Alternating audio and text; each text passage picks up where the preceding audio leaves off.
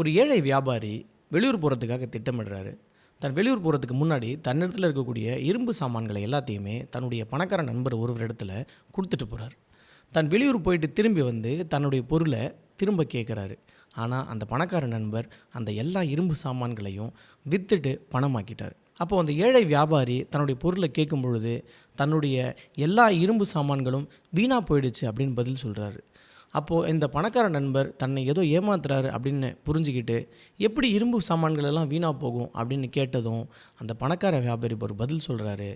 என்னுடைய பாத்திர கிடங்கில் இருக்கக்கூடிய சுண்டெலிகள் உன்னுடைய எல்லா இரும்பு சாமான்களையும் கொறித்து தூள் துகளாக மாற்றிடுச்சு அப்படின்னு ஒரு பதில் சொன்னதும் அவர் அதிர்ந்து போகிறார். உனக்கு சந்தேகமாக இருந்தால் என்னுடைய பாத்திர கிடங்கில் வந்து நீயே வந்து பாரு அப்படின்னு சொன்னதும் அந்த ஏழை வியாபாரி இல்லை நீ உன்னுடைய பேச்சை நான் நம்புகிறேன், நான் எங்கேயும் வந்து பார்க்கல அப்படின்னு பதில் சொல்லிவிட்டு தெருவில் இறங்கி நடந்து போக ஆரம்பிக்கிறார். அப்படி போகிற வழியில் அந்த பணக்கார வியாபாரினுடைய மகன் விளையாடிக்கிட்டு இருக்கிறத பார்க்குறார். அவனிடத்தில் ரொம்ப அன்பாகவும் பண்பாகவும் பேசி அவனை தன்னோட வீட்டுக்கு கூட்டிகிட்டு போகிறாரு. ஒரு நாள் முழுக்க தன்னுடைய மகன் காணலை அப்படின்னு சொல்லி அந்த பணக்கார வியாபாரி தன்னுடைய மகனை எல்லா ஊர் முழுக்கவும் தேட ஆரம்பிக்கிறார். அப்போது அந்த தெரு வழியாக போகும் பொழுது அந்த ஏழை வியாபாரி இடத்துல என்னுடைய மகனை நீ பார்த்தியா அப்படின்னு அந்த பணக்கார வியாபாரி கேட்குறாரு. உன்னுடைய மகனை நேற்று நான் தெருவில் வந்துக்கிட்டு இருக்கும்பொழுது பார்த்தனே.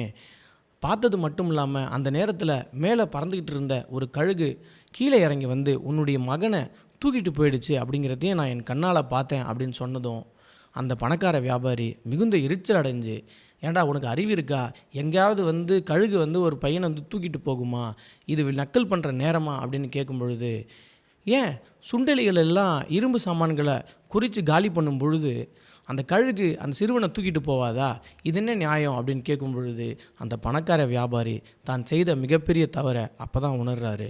உடனடியாக தன்னுடைய தவறை ஒத்துக்கிட்டு, இல்லை நண்பா, நான் வந்து அந்த பொருளை விற்று நான் காசாக்கிட்டேன், அதற்கு பதிலாக நான் 2 மடங்கு உனக்கு பணத்தை நான் திருப்பி கொடுத்துட்றேன் அப்படின்னு சொல்லி அவர் வாக்கு கொடுக்குறாரு. அப்போது அந்த ஏழை வியாபாரியும் சொல்கிறாரு, உன்னுடைய மகன் எங்கேயும் போகலை, அவன் என்னிடத்துல தான் இருக்கான், அவன் பத்திரமா இருக்கான், இந்த அவனுடைய மகனை அழைச்சிக்கிட்டு போ அப்படின்னு தவறிடத்துல ஒப்படைக்கிறாரு.